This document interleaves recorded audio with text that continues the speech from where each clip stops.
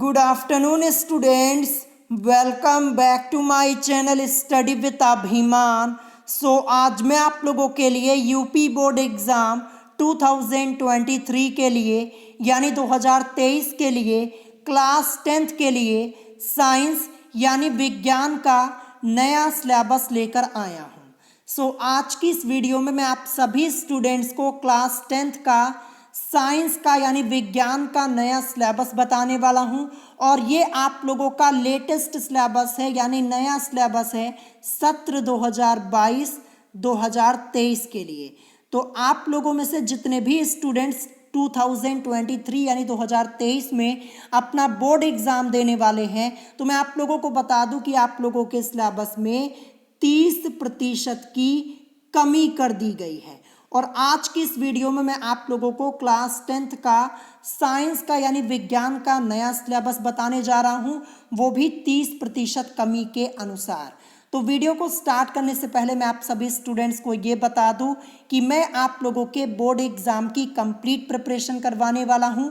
Class 10th के सभी subjects की मैं कंप्लीट प्रिपरेशन करवाऊंगा, वो भी बिल्कुल फ्री में। आपको करना कुछ नहीं है, बस आप लोग चैनल को सब्सक्राइब कर लीजिए और अपनी स्टडी स्टार्ट कर लीजिए। चलिए फिर वीडियो को स्टार्ट करते हैं और मैं आपको यहाँ पे साइंस का नया सिलेबस बता देता हूँ। तो जैसा कि आप सभी स्टूडेंट्स अपनी स्क्रीन के ऊपर देख पा रहे होंगे, सबसे पहले आपको यहाँ पे यूनिट वाइज यानी इकाई के अनुसार यहाँ पे आपका सिलेबस दिया गया है। फिर इसके बाद यहाँ पे सभी चैप्टर्स के नाम लिखे हुए हैं कि कौन कौन से चैप्टर्स आपको पढ़ने हैं। और फिर यहाँ पे मैं आपको दिखा दूँ, लास्ट में आपको ये भी बताया गया है कि कौन कौन से चैप्टर्स आपके हटाए गए हैं। देखिए यहाँ पे लिखा है 30% कम किया गया पाठ्यक्रम। तो अभी मैं आपको ये भी बताऊंगा कि कौन कौन से चैप्टर्स आपको नहीं पढ़ने हैं, लेकिन उससे पहले मैं आपको ये बता दूं कि कौन कौन से चैप्टर्स आपको पढ़ने हैं। तो सबसे पहले मैं आपको यहाँ पे यूनिट वाइज सिलेबस बता देता हूँ और अभी आगे मैं आपको ये बता दूंगा कि कौन कौन से चैप्टर्स आपको पढ़ने हैं। तो देखिए, एक तरफ यहाँ पे क्रम संख्या, एक तरफ इकाई और एक तरफ अंक लिखा हुआ है। तो मैं आपको बता दूं, देखिए जो आपका रिटन एग्जाम होता है, जो लिखित परीक्षा आपकी होती है, वो 70 मार्क्स की होती है। 70 नंबर की आप लोगों की लिखित परीक्षा होती है और 30 नंबर आपको आपके विद्यालय के द्वारा आंतरिक मूल्यांकन के जरिए मिलते हैं। इसको ऐड कर दिया जाए तो 100 नंबर का आपका पूरा पेपर हो जाता है। लेकिन जो रिटन एग्जाम होता है वो आपका 70 मार्क्स का होता है, ध्यान रखिएगा। तो देखिए यहाँ पे यूनिट फर्स्ट यानी इकाई 1 के अंतर्गत आपका क्या दिया है, रासायनिक पदार्थ, प्रकृति एवं व्यवहार। तो देखिए इसके अंतर्गत आपका रसायन विज्ञान का पूरा सिलेबस आएगा, यानी रसायन विज्ञान के सभी चैप्टर्स आएंगे केमिस्ट्री के। तो आपके बोर्ड एग्जाम में केमिस्ट्री से टोटल 20 नंबर के क्वेश्चंस पूछे जाएंगे, जैसा कि यहाँ पे लिखा हुआ है। फिर इसके बाद नेक्स्ट आपका क्या लिखा है, जैव जगत लिखा हुआ है। तो जैव जगत ये दूसरी यूनिट आपकी है जो कि आपकी जीव विज्ञान से यानी बायोलॉजी से रिलेटेड है और यहाँ से आपके बोर्ड एग्जाम में टोटल 20 मार्क्स के क्वेश्चन पूछे जाएंगे, 20 नंबर के क्वेश्चंस आपके पूछे जाएंगे। फिर इसके बाद देखिए यहाँ पे नेक्स्ट आपका क्या दिया है, नेक्स्ट आपका दिया है अपवर्तन, जैसा कि आप लोग देख पा रहे होंगे, जो कि आपका फिजिक्स के अंतर्गत यानी भौतिक विज्ञान के अंतर्गत आएगा और यहाँ से आपके बोर्ड एग्जाम में 12 नंबर के क्वेश्चन पूछे जाएंगे इस यूनिट से। और फिर इसके बाद इकाई 4 आपका यहाँ पे लिखा हुआ है, इकाई 4 यानी यूनिट 4 क्या दी गई है, विद्युत धारा का चुंबकीय प्रभाव। यहाँ से आपके बोर्ड एग्जाम में टोटल 13 नंबर के क्वेश्चन आएंगे और ये भी यूनिट आपकी फिजिक्स से यानी भौतिक विज्ञान से रिलेटेड है। और लास्ट में आपका प्राकृतिक संसाधन दिया है, यहाँ से आपके बोर्ड एग्जाम में 5 नंबर के क्वेश्चन आएंगे। इन सबको ऐड कर दीजिए तो 70 नंबर का आपका रिटन एग्जाम और प्रयोगात्मक कार्य एवं प्रोजेक्ट जो आंतरिक मूल्यांकन के जरिए आपको नंबर मिलते हैं आपके विद्यालय से, वो आपका होता है 30 नंबर का। तो 70 और 30 मिलाकर के कुल 100 नंबर का आपका पेपर हो जाएगा। अब चलिए मैं आपको यहाँ पे यूनिट वाइज और यहाँ पे चैप्टर बता देता हूँ, आपको चैप्टर कौन कौन से पढ़ने हैं। अब जैसे पहले यूनिट आपकी क्या दी गई थी, यहाँ पे रासायनिक पदार्थ, प्रकृति एवं व्यवहार। तो देखिए यहाँ पे इकाई 1 आपकी लिखी हुई है, रासायनिक पदार्थ, प्रकृति एवं व्यवहार। अब इसके अंतर्गत देखिए आपका पहला चैप्टर क्या दिया है, जो कि केमिस्ट्री का यानी रसायन विज्ञान का पहला चैप्टर है, रासायनिक अभिक्रियाएं ये चैप्टर आपको पढ़ना है और इसके अंतर्गत जो जो टॉपिक्स आपको पढ़ने हैं, टॉपिक्स यहाँ पे लिखे हुए हैं। तो मैं यहाँ पे टॉपिक्स नहीं पढ़ रहा हूँ, नहीं तो वीडियो काफ़ी लंबी हो जाएगी। चैप्टर का नाम तो मैंने आपको बता ही दिया है, रासायनिक अभिक्रियाएं, ये आपके सिलेबस में है। फिर इसके बाद नेक्स्ट चैप्टर आपका क्या दिया है, अम्ल, क्षार तथा लवण, ये भी चैप्टर आपके सिलेबस में है और इस चैप्टर के अंतर्गत जो भी टॉपिक्स आपको पढ़ने हैं ये सब यहाँ पे आपका लिखा हुआ है। फिर इसके बाद यहाँ पे नेक्स्ट क्या दिया है, नेक्स्ट आपका यहाँ पे दिया है धातु एवं अधातु। इसके अंतर्गत आपको सक्रियता श्रेणी, धातु कर्म की आधारभूत विधियाँ, संक्षारण तथा उसका निवारण, ये आपको यहाँ पे पढ़ना है। ये आपके टॉपिक्स लिखे हुए हैं जैसा कि आप लोग देख पा रहे होंगे। देखिए अभी आगे मैं आपको ये भी बता दूंगा कि कौन कौन से टॉपिक्स आपके किस चैप्टर से हटाए गए हैं, ये सब मैं आपको बता दूंगा, नीचे लिखा हुआ है, ठीक है।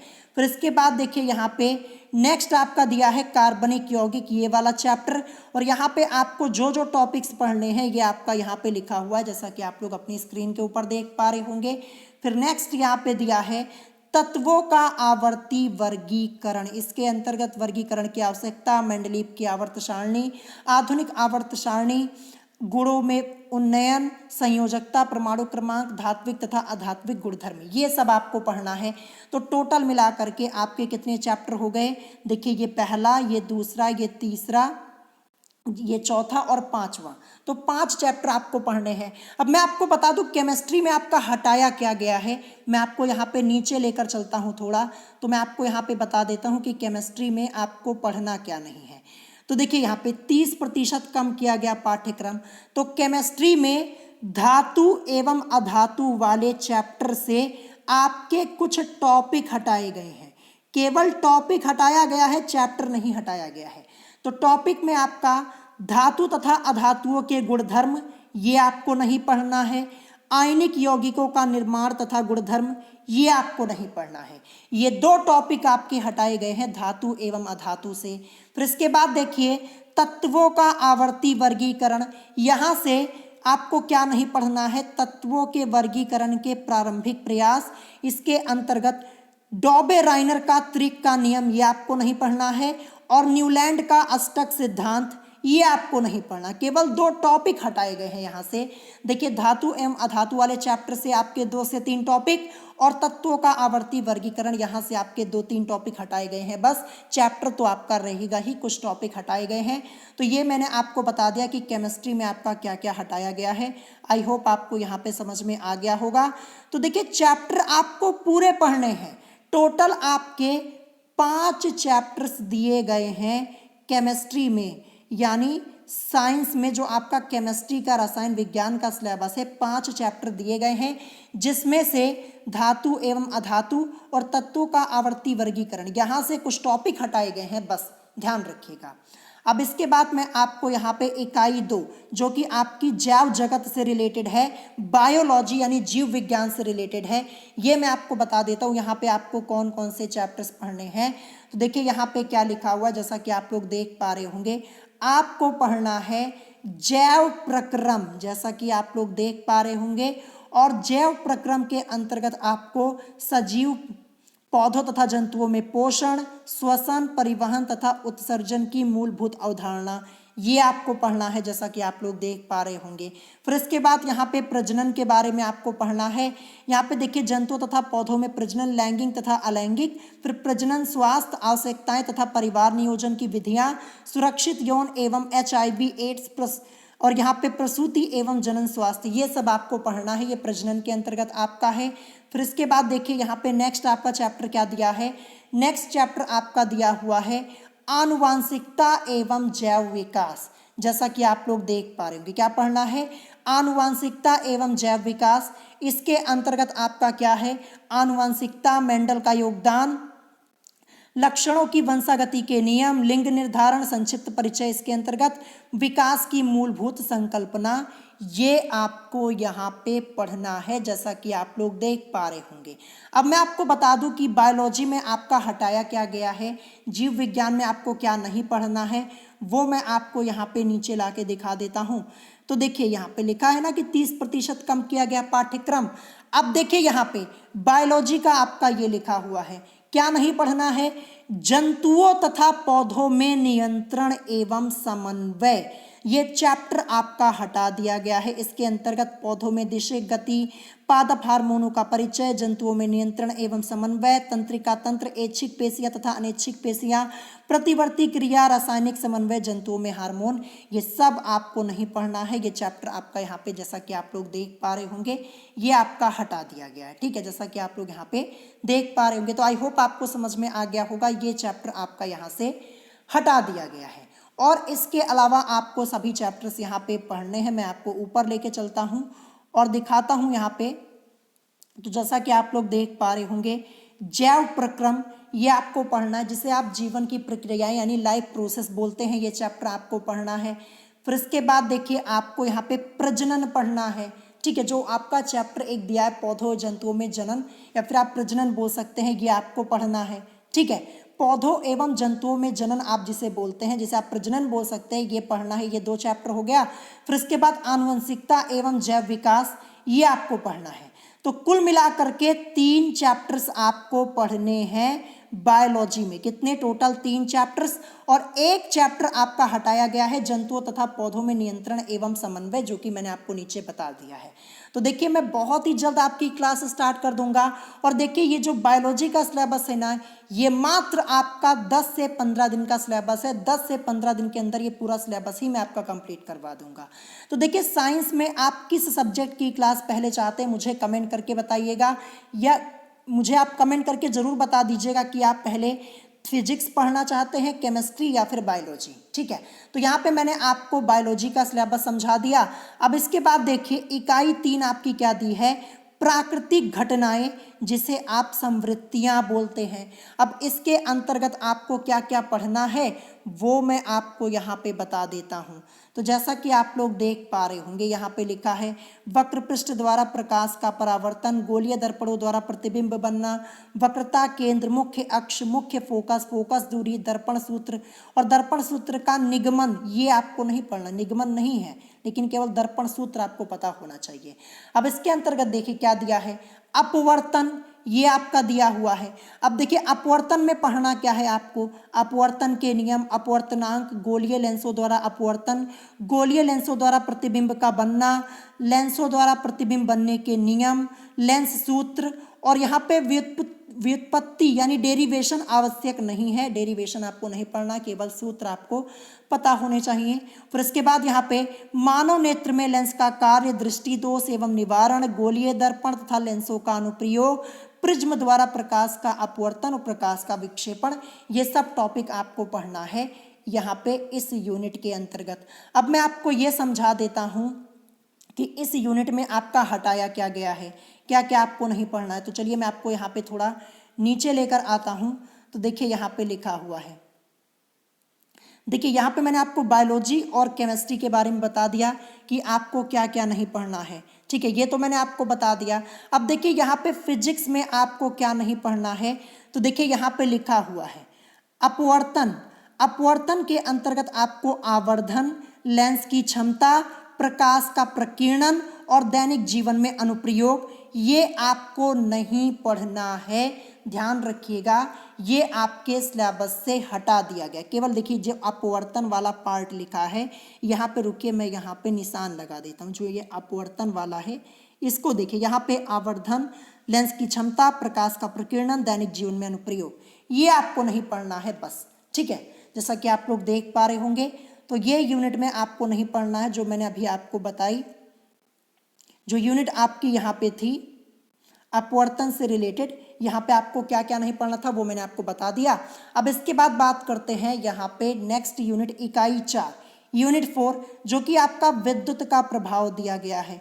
अब इसके अंतर्गत आपको क्या क्या पढ़ना है वो मैं आपको यहाँ पे बता देता हूँ। जो आपका विद्युत का प्रभाव है, इसके अंतर्गत आपको देखिए विद्युत धारा, विभवांतर तथा विद्युत धारा, ओम का नियम, प्रतिरोध, प्रतिरोधकता कारक जिन पर किसी चालक का प्रतिरोध निर्भर करता है, प्रतिरोधों का संयोजन, श्रेणी क्रम, समांतर क्रम एवं विद्युत धारा का ऊष्मीय प्रभाव तथा विद्युत शक्ति और PVI तथा R में अंतर संबंध, ये आपको पढ़ना है। जैसा कि आप लोग देख पा रहे होंगे। यानी कुल मिलाकर के जो आपका विद्युत का चैप्टर है इलेक्ट्रिसिटी वाला, ये आपको पढ़ना है। और फिर इसके बाद यहाँ पे आपको विद्युत धारा का चुंबकीय प्रभाव, ये भी आपको पढ़ना है, ठीक है। और इसके अंतर्गत जो टॉपिक्स आपके लिखे गए हैं ये सब आपको पढ़ने हैं। अब मैं आपको ये बता देता हूँ कि इसमें इस यूनिट में आपको क्या क्या नहीं पढ़ना है। तो मैं आपको यहाँ पे थोड़ा नीचे लेकर आता हूँ। तो देखिए, विद्युत का प्रभाव, यहाँ पे आपको क्या नहीं पढ़ना है, दैनिक जीवन में उपयोग, ये आपका हटा दिया गया है। और दैनिक जीवन में इसका उपयोग, केवल टॉपिक हटाया गया है, चैप्टर नहीं हटाया गया है। चैप्टर से कुछ टॉपिक आपके हटाए गए हैं। अब इसके बाद देखिए, जो आपका अगला चैप्टर है इस यूनिट से रिलेटेड, विद्युत धारा का चुंबकीय प्रभाव, यहाँ से क्या हटाया गया है, दिष्ट धारा की तुलना में प्रत्यावर्ती धारा से लाभ, ये टॉपिक आपको नहीं पढ़ना है। और घरेलू विद्युत परिपथ, ये आपको नहीं पढ़ना है, जैसा कि आप लोग देख पा रहे होंगे, ठीक है। केवल टॉपिक्स हटाए गए हैं, चैप्टर आपका नहीं हटाया गया है। मैं आपको पहले ही यहाँ पे क्लियर कर दे रहा हूँ, ठीक है। तो देखिए, यहाँ पे जो विद्युत वाली इकाई है, इसमें आपके 2 ही चैप्टर दिए गए हैं। एक तो आपका दिया गया है विद्युत वाला, ठीक है, विद्युत का चैप्टर है, जो कि यहाँ पे लिखा है विद्युत का प्रभाव, जिसे आप विद्युत बोल सकते हैं, इलेक्ट्रिसिटी। और एक आपका दिया है विद्युत धारा का चुंबकीय प्रभाव। इस यूनिट में आपको 2 चैप्टर पढ़ने हैं, ठीक है, 2 चैप्टर्स आपको पढ़ने हैं। और ये दोनों ही चैप्टर में से आपके कुछ टॉपिक जो हटाए गए थे वो मैंने आपको समझा दिया, केवल टॉपिक हटे हैं, चैप्टर नहीं, ध्यान रखिएगा। तो ये आपका यहाँ पे क्लियर हो गया होगा। अब इसके बाद इकाई 5 में हम यहाँ पे आ जाते हैं, यूनिट 5, जो कि आपकी प्राकृतिक संसाधन से रिलेटेड है। अब इसमें आपको ऊर्जा के स्रोत के बारे में पढ़ना है, ये आपके सिलेबस में है, जो भी टॉपिक्स आपके लिखे हैं ये सब आपको यहाँ पे पढ़ना है। फिर इसके बाद हमारा पर्यावरण, ये भी आपके सिलेबस में है, ये नेक्स्ट चैप्टर आपका है इस यूनिट के अंतर्गत, ये भी आपको पढ़ना है। और प्राकृतिक संसाधनों का प्रबंधन, ये भी आपको यहाँ पे पढ़ना है, जो टॉपिक्स आपके लिखे गए हैं। अब ये इस वाले यूनिट में, जो यूनिट 5 है, इसमें आपके कौन कौन से टॉपिक हटाए गए हैं वो मैं आपको समझा देता हूँ। तो नीचे आते हैं हम यहाँ पे। तो जब आप नीचे आएंगे तो यहाँ पे देखिए, ये देखिए प्राकृतिक संसाधन लिखा हुआ है ना। प्राकृतिक संसाधन में क्या हटाया गया है, प्राकृतिक संसाधन में जो आपका पहला चैप्टर दिया गया है ऊर्जा के स्रोत, यहाँ से आपका बायोगैस, ये टॉपिक आपको नहीं पढ़ना, केवल एक ही टॉपिक हटाया गया है। फिर इसके बाद यहाँ पे जो हमारा पर्यावरण वाला चैप्टर दिया है, यहाँ से आपको पारितंत्र, ये नहीं पढ़ना है। और ओजोन परत का अपक्षयन, ये नहीं पढ़ना, केवल 2 टॉपिक हटाए गए हैं। और जो लास्ट चैप्टर आपका था, जैसा कि आप लोग यहाँ पे देख पा रहे होंगे, हमारा पर्यावरण, ये तो हो गया। इसके बाद एक चैप्टर था प्राकृतिक संसाधनों का प्रबंधन, वहाँ से आपका कुछ नहीं हटाया गया है। तो मैं आपको फिर से उसी यूनिट में लेके चलता हूँ। ये देखिए, ये यहाँ से आपका नहीं हटाया गया, केवल इन 2 चैप्टर से कुछ टॉपिक हटाए गए हैं। तो ये आपका पूरा कंप्लीट सिलेबस हो गया, जो कि मैंने आपको समझा दिया कि क्या आपको पढ़ना है, क्या आपको नहीं पढ़ना है। और यहाँ पे प्रयोगात्मक कार्य दिया है, तो प्रयोगात्मक कार्य आपका यहाँ पे लिखा गया है, आप चाहे तो इसका स्क्रीनशॉट ले सकते हैं। देखिए, मेन आपका जो सिलेबस होता है वो मैंने आपको बता दिया है कि क्या क्या आपको पढ़ना है और क्या क्या नहीं पढ़ना है। तो मैं बहुत ही जल्द आप लोगों के लिए साइंस की क्लास भी स्टार्ट कर दूंगा। मुझे कमेंट करके बता दीजिएगा कि आप पहले फिजिक्स की क्लास चाहते हैं, केमिस्ट्री की, या फिर बायोलॉजी की, ठीक है। और देखिए, इससे पहले मैंने आप लोगों को क्लास 10th का हिंदी का सिलेबस बता दिया है, नया सिलेबस 30% कमी के अनुसार। इसके अलावा SST का सिलेबस, जिसे आप सोशल साइंस बोलते हैं, ये मैंने बता दिया। इंग्लिश का सिलेबस बता दिया है, ठीक है, इंग्लिश का सिलेबस भी मैंने आपको बता दिया है। तो देखिए, इन सभी वीडियोस की लिंक मैंने आप लोगों को इसी वीडियो के डिस्क्रिप्शन बॉक्स में दे दी है, आप वहां से जा कर के ये वीडियो देख सकते हैं। आपको हिंदी, SST और इंग्लिश का नया सिलेबस पता चल जाएगा। और यहाँ पे साइंस का भी सिलेबस मैंने आपको बता दिया। अब आपका बचा है मैथ का सिलेबस, और फिर इसके बाद मैं आप लोगों को कंप्यूटर का सिलेबस बता दूंगा। फिर इसके बाद मैं आप लोगों की क्लास स्टार्ट कर दूंगा, ठीक है। मैं एक बार फिर से बता दूं कि मैं आप लोगों के सभी सब्जेक्ट की प्रिपरेशन करवाऊंगा, वो भी बिल्कुल फ्री में। आपको करना कुछ नहीं है, बस आप चैनल को सब्सक्राइब कर लीजिए और अपनी स्टडी स्टार्ट कर लीजिए। सो अगर आज की इस वीडियो में आपको कोई बात नहीं समझ में आई हो तो आप मुझसे कमेंट करके पूछ सकते हैं, और वीडियो पसंद आई हो तो वीडियो को लाइक करना मत भूलिएगा, और साथ ही साथ हमारे चैनल स्टडी विद अभिमान को सब्सक्राइब करना मत भूलिएगा। सो आज की वीडियो में इतना ही, मिलेंगे नेक्स्ट वीडियो में। Thanks for watching.